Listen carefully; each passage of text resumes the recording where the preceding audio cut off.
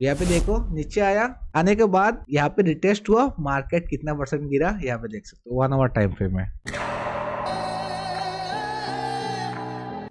तो क्या आपके साथ भी ये होता है कि आप बुलिश ट्रेंड आइडेंटिफाई करने के बाद एक ट्रेड लेते हो और वहां से ही मार्केट घूम जाता है? होता है ना। जैसे कि यहाँ पे देखो एक बुलिश ट्रेंड दिख रहा है, easily higher high higher low बना रहा है, बट अगर मैं ये कहूँ कि यहाँ पे मार्केट घूमने वाला है इस पॉइंट से, ओके, वो कैसे? आप अगर बोलोगे यहाँ पे सर कैसे होगा, ऐसे यहाँ पे इस जोन का प्रीवियस रेजिस्टेंस का ब्रेकआउट करके इसको सपोर्ट बना के मार्केट यहाँ पे रिटेस्ट भी दे चुका है, मार्केट यहाँ से ऊपर जाएगा। अगर ये टाइम फ्रेम आप देख रहे हो तो यही बोलोगे कि सर क्या आप बोल रहे हो, बट मैं रीजन दिखाऊंगा कि आपको कैसे स्विच करने से आपको पता चल जाएगा और लॉस बुक करने से पहले आप प्रॉफिट कर सकते होगे। तो यहाँ पे देखो, अगर हम बड़ा टाइम फ्रेम में स्विच करते हैं 1 आवर में, तो यहाँ पे गौर से देखिए एक इस जोन का बियरिश रिटेस्ट हो रहा है। ये जोन कहाँ पे, अगर 4 आवर में स्विच करते हैं तो यहाँ पे देखिए ऑलमोस्ट इसी जोन पे मार्केट हो रहा है और ये क्लोजिंग ऑलरेडी दे चुका है।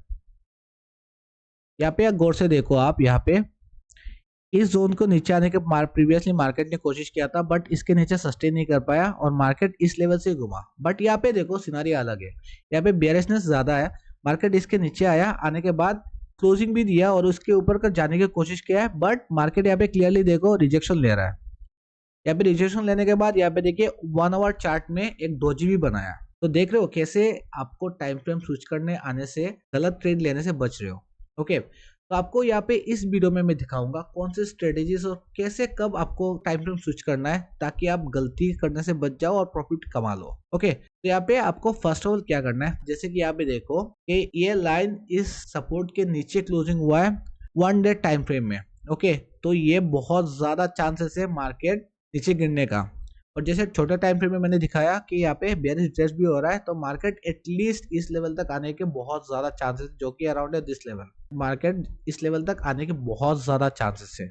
या फिर यहाँ पे वीक भी छोड़ के गया है, मार्केट इस लेवल तक आ सकता है, जो कि ऑलमोस्ट ये वीक है। ये लेवल कौन सा है, ये लेवल है, ओके, जो कि अराउंड है 23,900। क्योंकि मार्केट कभी भी एक बड़ा वीक अगर जब छोड़ता है, ओके, तो एटलीस्ट 50% कवर अप करने से जरूर है। और यहाँ पे इसका रीजन क्या दिखा रहा है, 1 डे टाइम फ्रेम का क्लोजिंग। तो बड़े टाइम फ्रेम में ऐसे आपको देखना है कि अगर नीचे क्लोजिंग होता है तो मार्केट में नेक्स्ट फ्यू डेज नीचे का ट्रेड अच्छा खासा मिलेगा एक बेयरिश टेस्ट में, जैसे यहाँ पे छोटा टाइम फ्रेम में अभी हो रहा है। तो 1 डे टाइम फ्रेम में आपने समझ लिया होगा कैसे आपको एनालाइज करना है, कैसे आपको यूज करना है, और वीकली भी सेम है। तो ये तो आपका क्लियर हो गया है। तो अभी चलते हैं 1 आवर और 4 आवर पे। जैसे कि पहले 1 डे और 1 वीक को कंबाइन करके एक स्ट्रेटेजी बनाया मैंने, तो ऐसे ही 1 आवर और 4 आवर को अगर कंबाइन करो तो और एक स्ट्रेटेजी बनता है। 4 आवर में अगर आप आओ तो एक स्ट्रक्चर दिखाई देता है। यहाँ पे फॉल होने के बाद देखो आप, क्लियरली देखो एक स्ट्रक्चर दिखाई देता है कि नीचे आने के बाद यहाँ पे एक रेजिस्टेंस जोन बना के यहाँ पे बेयरिश टेस्ट होके यहाँ पे गिरा, ठीक है ना। क्लियरली आप देख सकते हो कि इस रेजिस्टेंस लाइन के ऊपर मार्केट जाने की कोशिश किया बट नीचे आया। ये लेवल बड़ा टाइम फ्रेम में कन्वर्शन ले लिया। अब थोड़ा छोटा टाइम फ्रेम चलते हैं 1 आवर। तो यहाँ पे देखो आने से और एक आपको पैटर्न क्लियर हो जाएगा। ये देखो, जिन जिन को नहीं पता, ये पैटर्न बेयरिश पैटर्न है। यहाँ पे देखो नीचे आया, आने के बाद यहाँ पे रिटेस्ट हुआ, मार्केट कितना परसेंट गिरा यहाँ पे देख सकते हो 1 आवर टाइम फ्रेम में। ओके, तो मार्केट कितना परसेंट गिरा 1 आवर टाइम फ्रेम में, देख रहे हो ना कितना परसेंट गिरा यहाँ पे, 516 पॉइंट्स गिरा यहाँ से। तो 4 आवर 1 आवर को ऐसे यूज करना है। तो बड़ा टाइम फ्रेम में आपको एक ट्रेंड आइडेंटिफाई करना है, मीडियम टाइम फ्रेम में आपको एक स्ट्रक्चर बनते हुए आइडेंटिफाई करना है, और छोटे टाइम फ्रेम में जाके आपको तब ट्रेड लेना है। उसका कारण भी मैं बताने जा रहा हूँ। ओके, तो ये हो गए 1 आवर और 4 आवर का। अभी चलते इसी लेवल पे 5 मिनट्स पे, थोड़ा दिखा देता हूँ। 1 आवर में अगर इसका रिटेस्ट का अगर हम यहाँ पे ट्रेड भी लेते हैं ना, तो यहाँ पे अगर शॉर्ट भी करते हैं, इस कैंडल का ऊपर का अगर आप स्टॉप लॉस रखते हैं तो स्टॉप लॉस कितना है, ऑलमोस्ट 70 पॉइंट्स है। ओके, तो स्ट्रक्चर आइडेंटिफाई कर लिया 1 आवर 4 आवर पे। अभी छोटे टाइम फ्रेम में जाने से आपको कैसे फायदा होता है ये देखते हैं। ये अभी चलते हैं 5 मिनट्स टाइम फ्रेम में। 5 मिनट्स टाइम फ्रेम में जाने से देखो, ये जो पहले 70 पॉइंट्स का स्टॉप लॉस था, अगर अभी छोटा टाइम फ्रेम में आए तो यहाँ पे क्लियरली इसी लाइन का जो हमने ड्रॉ किया था बड़ा टाइम फ्रेम में 1 आवर और 4 आवर पे, यहाँ पे देखो इसका स्टॉप लॉस घट के ऑलमोस्ट 35 पॉइंट्स हो चुका है। देख रहे हो आप, वहां पे 70 पॉइंट्स था। तो ऑलमोस्ट 50% स्टॉप लॉस आपने घटा लिया है। अगर लॉस भी होता है तो 50% कम होगा। तो आप देख रहे हो कि स्टेप बाय स्टेप करने से आपका एक्यूरेसी कितना बढ़ रहा है, जैसे मैंने दिखा के दिया है, और स्टॉप लॉस भी कितना कम हो रहा है और टारगेट भी कैसे मिल रहा है। आप लाइव देखो, यहाँ पे दिख रहा है ना।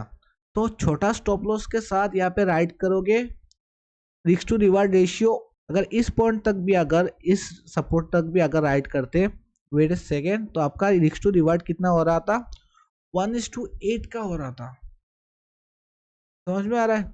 रिस्क टू रिवार्ड भी कम हो गया, एक्यूरेसी बढ़ गया, और क्या चाहिए आपको। देख रहे हैं मैजिक के तरह काम कर रहा है, बट आपको आना चाहिए कैसे आपको इस्तेमाल करना है, स्ट्रेटेजी आपको आना चाहिए। ओके। और अगर आपको ये वीडियो अच्छा लग रहा हो तो subscribe and share with your friends and family जो स्टॉक मार्केट में इंटरेस्टेड है। तो लेट्स कंटिन्यू। और लास्टली 1 मिनट टाइम फ्रेम में अगर जाए और रेंडमली कहीं से भी हम देखें, जैसे कि यहाँ पे देखो आप, ओके, यहाँ पे आप मार्क कर लेते हैं, रेंडमली हम देखते हैं अब कैसे एक्यूरेटली काम करेगा। यहाँ पे देखते हैं, ये लेवल हम मार्क कर लेते हैं। ओके, तो ये लेवल अगर मार्क कर लिया, इस लेवल के नीचे एक यहाँ पे प्रीवियस एक जोन है, तो ओके, मार्केट यहाँ पे उठा, उठने के बाद यहाँ पे डोजी बनाया।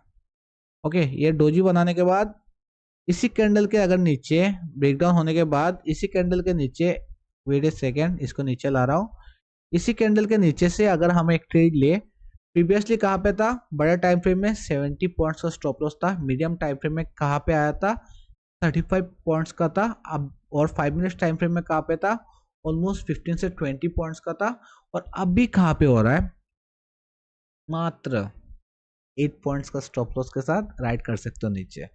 तो यहाँ से अगर इतना तक अगर राइड करते हैं तो यहाँ पे रिस्क टू रिवार्ड कितना हो रहा है, तो रिस्क टू रिवार्ड कितना हो रहा है, रिस्क टू रिवार्ड यहाँ पे हो रहा है ऑलमोस्ट 1:6 का। ओके, और that to with the small stop loss. यहाँ पे अगर देखो आप ध्यान से, अगर स्टॉप लॉस खाया भी ना, बहुत छोटा स्टॉप लॉस आप खाओगे, तो अगर आपका लॉस ऑलरेडी कम कर दोगे स्टॉक मार्केट में, आप ज्यादा टिकोगे, ज्यादा सीखोगे, और ज्यादा प्रॉफिटेबल बनने की आप रेस पे भागोगे। और ओवर द टाइम ये स्ट्रेटेजी फॉलो करके आप बहुत ज्यादा प्रॉफिटेबल भी बन सकते हो। जैसे कि मैंने दिखाया, बड़े टाइम फ्रेम में क्रूशियल लेवल आपको मार्क करना है, मीडियम टाइम फ्रेम में आपको स्ट्रक्चर आइडेंटिफाई करना है, और क्रूशियल लाइंस लेवल ड्रॉ करना है, और छोटे टाइम फ्रेम में आके उसी स्विंग से या फिर उसी स्ट्रक्चर से छोटा स्टॉप लॉस के साथ आपको ट्रेड करना है। तो ये वीडियो अगर आपको अच्छा लगा हो तो सब्सक्राइब करना मत भूलिएगा। View with us next trade, हम ऐसे क्वालिटी कंटेंट्स आपके लिए लाते रहेंगे। That's it. This is Baru signing off.